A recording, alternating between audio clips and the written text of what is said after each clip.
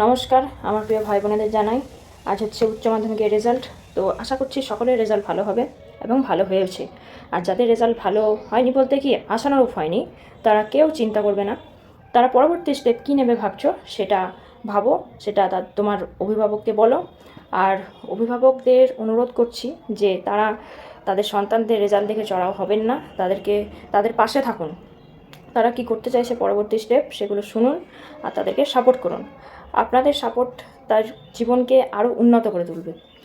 আচ্ছা, আজকে আমি যে টপিক নিয়ে আলোচনা করব সেটা হচ্ছে, তো আজকে আমি বলবো যে অনলাইন নাকি অফলাইন, কোন জায়গায় কোচিং নেওয়া উচিত। প্রথমে আমি বলে নিই অনলাইনের সুবিধা অসুবিধা।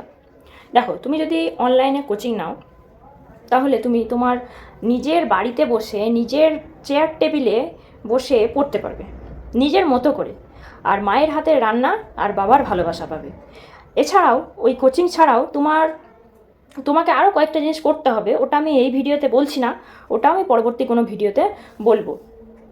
তো দেখো, সে বাড়িতে যদি কোচিং নাও, মানে অনলাইনে যদি তুমি কোচিং নাও, তাহলে কিন্তু তুমি ওই বললাম যে আদার কিছু কাজ করতে পারবে, বা তুমি সেই সমস্ত কাজ যদি নাও করো তাহলে মাকেও সাহায্য করতে পারবে। হ্যাঁ, আর মেয়েরা বাড়ির কাজ শেখা কিন্তু অবশ্যই দরকার। দেখো, আমি কিন্তু তোমাদের বিয়ের জন্য বলছি না, তোমরা ইন ফিউচার তোমরা যখন বাইরে চাকরি করতে যাবে বা কিছু করতে যাবে, তখন কিন্তু তোমাদেরকে নিজের কাজ নিজেকেই করতে হবে। তার জন্য মেয়েরা বা ছেলেরা সবার কিন্তু বাড়ির কাজ শিখে রাখা দরকার, ফিউচারে কাজে লাগবে।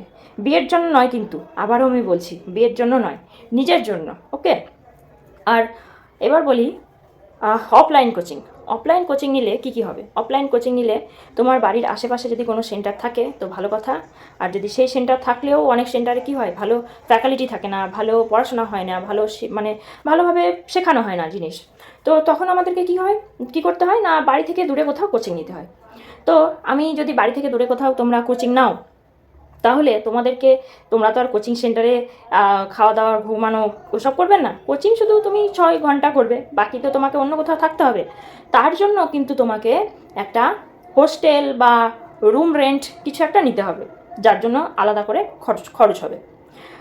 আর দ্বিতীয় কথা হচ্ছে, বাইরের খাবার তোমাকে খেতে হবে, কারণ সবার মা কিন্তু সবার সাথে যেতে পারেন না।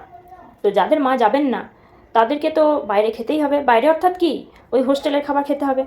আর আমরা টিনেজাররা, মানে তোমরা টিনেজাররা যারা আছো, তাদের কিন্তু সব খাবার পছন্দ হয় না।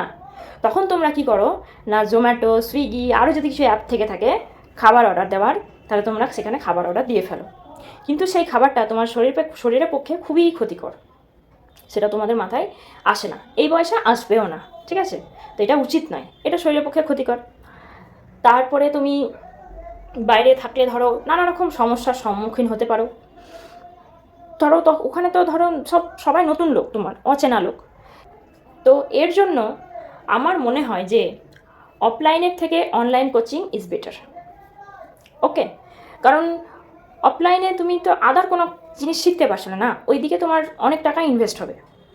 যেমন ধরো হোস্টেল খরচ, তারপর তোমার একটা যাতায়াতের জন্য খরচ আছে। তুমি যদি সাইকেল জানো তো অসুবিধা নেই, যদি সাইকেল না জেনে থাকো তাহলে কিন্তু ওই তোমার যাতায়াতের একটা খরচ হবে। তারপরে তোমার হাত খরচ, মানে যেটা বললাম, খাবার পছন্দ না হলে খাবার অর্ডার দিতে হবে, খাবার তো তোমাকে ফ্রিতে দেবে না। তো যাই হোক, সেই জন্য তোমার একটা পকেট মানি লাগবে। তারপরে তোমার কোচিংয়ের তো ফিস আলাদা আছেই। আর যদি তুমি অফলাইন কোচিং নাও, কিছু কিছু কোচিং সেন্টার আছে অফলাইনে প্রচুর চার্জ, ঠিক আছে, প্রচুর চার্জ। তো এই সমস্ত প্রবলেম আছে। তারপরে তুমি ধরো গরমের দিনে কি প্রবলেম হয় শোনো, গরমের দিনে তো হোস্টেল, মানে যারা ধরো কি বলবো, মিডিল ক্লাস ফ্যামিলি থেকে বিলং করছো, তারা ধরো অতটা খরচ করে এসি হোস্টেল নিতে পারবে না, তখন তোমাদের গরমেও কষ্ট হবে। বাড়িতে থাকলে ধরো বাড়িতে যদি একটাও এসি থাকে না, তাতেও তুমি আরামসে কানে হেডফোন লাগিয়ে অনলাইনে আরামসে কোচিং করতে পারবে। কোচিংয়ের পাশাপাশি অনেক কিছু শিখতে পারবে, অনেক কিছু কাজ জানতে পারবে। তো সেটা কিন্তু অফলাইন কোচিংয়ে হবে না। তাই আমি বলবো যে অফলাইন কোচিং নেওয়ার আগে তুমি ভালোভাবে ভেবে দেখো যে তুমি কাজটা ঠিক করছো কি না, তোমার জন্য সেটা বেটার হবে কি না। সবার জন্য সব কিছু নয় কিন্তু, আগেও বলছি, আবারও বলছি, সবার জন্য সব কিছু নয়, ঠিক আছে। কারো অফলাইন ভালো, কারো অনলাইন ভালো। তবে বেশিরভাগ বলবো যে অনলাইনে কোচিংটা নেওয়ার চেষ্টা করো। তার বেনিফিট আমি কিন্তু পরবর্তী ভিডিওতে তোমাদেরকে বলবো। আজকের টপিক আমার এটাই ছিল যে অনলাইন কোচিং ইজ বেটার।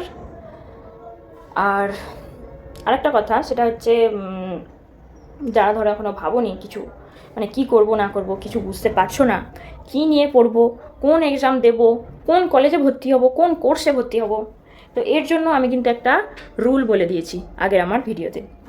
তো তোমরা যারা এই ভিডিওটা দেখোনি তাদের জন্য আমি ডেসক্রিপশনে আবার ভিডিওর লিঙ্কটা মেনশন করছি, তোমরা গিয়ে ভিডিওটা দেখে নাও, রুলটা শিখে নাও। রুলটা শিখে নিলে তোমাদের সুবিধা হবে, এখনও সময় আছে।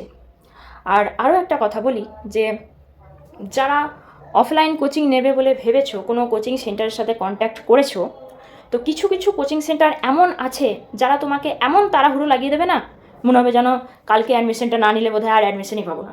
কিন্তু এরকম কিচ্ছু ব্যাপার নয়, জানো তো। এগুলো ওরা তাড়াহুড়ো করে ঠিকই, কিন্তু তুমি যদি আজ থেকে আজকে ধরো উচ্চ মাধ্যমিকের রেজাল্ট বেরোলো, আজকের থেকে তুমি মোটামুটি 1 মাস পরে গিয়েও যদি তুমি অ্যাডমিশন নাও, তাও তোমার কোনো অসুবিধা হবে না। তারা কি বলবে শোনো, আমি বলছি।